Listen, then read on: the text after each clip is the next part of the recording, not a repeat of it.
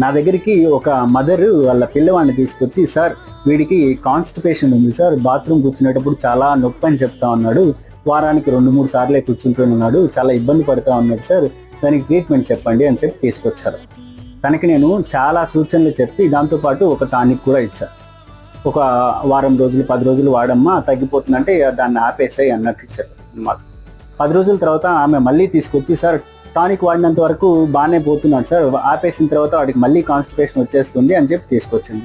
అమ్మ నీకు కొన్ని సూచనలు ఇచ్చాను, అవేమన్నా ఫాలో అయ్యావా అని క్రాస్ చెక్ చేశాను.